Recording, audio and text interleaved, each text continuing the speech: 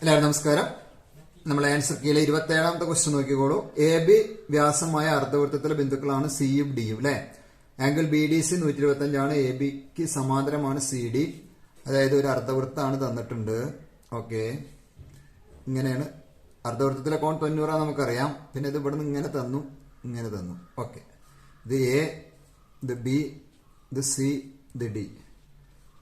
ഇവിടെ ഈ കോൺ 125 എന്ന് പറഞ്ഞിട്ടുണ്ട്, കോൺ ഡി. അപ്പൊ എ ബി ഡി സി ചക്രീയ ചതുർഭുജ ആയതുകൊണ്ട് കോൺ എ ആദ്യം തന്നെ കണ്ടുപിടിക്കാം. 180 125 അങ്ങോട്ട് കുറച്ചാൽ 10 പോയാൽ 5, 7 2 പോയാൽ 5, 55 ഡിഗ്രി എന്ന് കിട്ടും. ഓക്കെ, ഇനി ഇത് അർദ്ധവൃത്തത്തിലെ കോൺ എത്രയാണ് നമ്മൾ പഠിച്ചിട്ടുണ്ട്? 90. അപ്പൊ എ സി ബി 90 എന്നറിയാം. ഇത് 55, ഇത് 90. അപ്പൊ ഈ കോൺ കിട്ടുമല്ലോ. എങ്ങനെയാ? 90ഉം 55ഉം 5 9 14 145, ബാക്കി ഇത് 35 വരും അല്ലെ. 180 അല്ലേ മൊത്തം. ഓക്കെ, അപ്പൊ ഇത് 35 എന്ന് കിട്ടി. അപ്പൊ നമ്മളെ ഒന്നാമത്തെ ചോദ്യം ബി എ സി എത്രയാണ്? B A C 55 degree. രണ്ടാമത്തെ എ സി ബി എത്രയാണ്? A C B 90. മൂന്നാമത്തേതോ എ സി ഡി ആണ് കാണേണ്ടത്. ഈ കോണ് കാണണം. അതിന് എ ബിയും സി ഡിയും എന്താന്ന് പറഞ്ഞിട്ടുണ്ട്? പാരലാന്ന് പറഞ്ഞിട്ടുണ്ട്. എ ബി സി ഡി സമാന്തരമാണെന്ന് പറഞ്ഞിട്ടുണ്ട്. സമാന്തരമാണെങ്കിൽ ഇത് ഒരു ലംബകമായിട്ട് മാറും. ലംബകത്തിന്റെ പ്രത്യേകത നിങ്ങൾക്കറിയാം. എയും സിയും കൂടി കൂട്ടിയാൽ സപ്ലിമെന്ററി 180 ഡിഗ്രി കിട്ടും. അപ്പൊ ഇത് 55 ഉണ്ട്, ഇവിടെ 90 ഉണ്ട്. ഇനി ബാക്കി ഇത് എത്രയായാൽ മതി? 35. അപ്പൊ 180 ആവുമല്ലോ. നോക്കിയേ, 55ഉം 90ഉം ഒരു 35, 5 5 10, ബാക്കി 1 5 3 8 9 9 15 180. അപ്പൊ ഇത് 35 കിട്ടി, ഇത് 125 കിട്ടി. അതുപോലെ ഇത് എത്രയായിരിക്കും ബാക്കി? ഇത് മൂന്നും കൂടി കൂട്ടിയാൽ 180 ആണല്ലോ.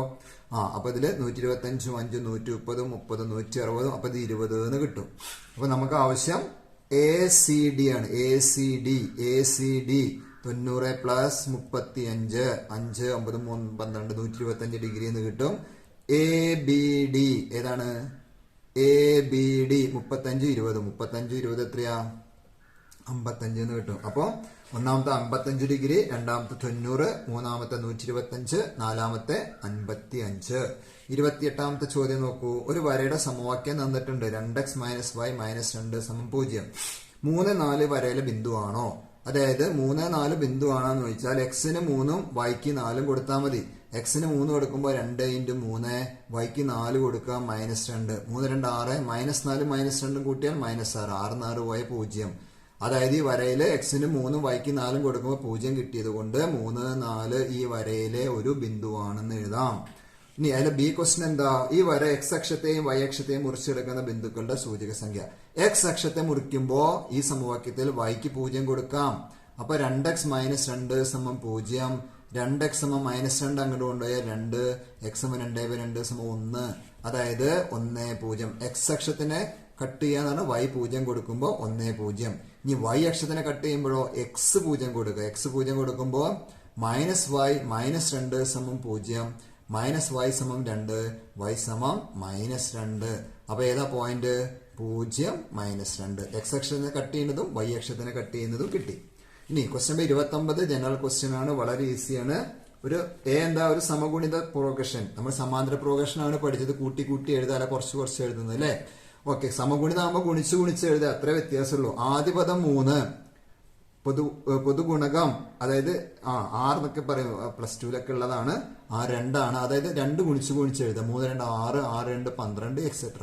ഗുണിച്ച് എഴുതുന്നതാണ് സമഗുണിതം.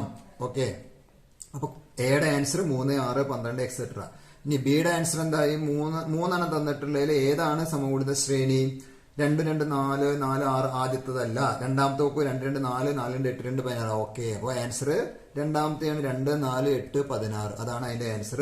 മൂന്നാമത്തതും അല്ല. ഇനി സി ക്വസ്റ്റ്യൻ എന്താ? 5 20 80 320 പൊതുഗുണകം. അപ്പൊ പൊതുഗുണകം കണ്ടുപിടിക്കാൻ രണ്ടാമത്തെ പദത്തിനെ ആദ്യ പദം കൊണ്ട് ഹരിച്ചാ മതി. 4 എന്ന് കിട്ടും. നോക്കി നിങ്ങൾ 4 ആയിട്ട് ഗുണിച്ചു നോക്കൂ. 5 4 20 24 80 84 320. അപ്പോ അതിന്റെ ആൻസർ 4. Question number D 9 3 9 27. അടുത്ത പദം 3 × 3 9, 9 × 3 27. 3 ഗുണിച്ച് എഴുതാ. 27 × 3 81. അപ്പൊ ആദ്യത്തെ ആൻസർ 3 6 12. രണ്ടാമത്തെ ആൻസർ 2 4 8 16. മൂന്നാമത്തെ ആൻസർ 4. നാലാമത്തെ ആൻസർ 81. എന്തായാലും വളരെ ഈസി ആയിരുന്നു ഇന്നത്തെ മാത്സ് എക്സാം. എല്ലാ കുട്ടികൾക്കും A+ എന്തായാലും കിട്ടും. എല്ലാവർക്കും 80 ൽ 80 മാർക്ക് കിട്ടാൻ പറ്റുന്ന തരത്തിലുള്ളൊരു ക്വസ്റ്റ്യൻ പേപ്പർ ആയിരുന്നു.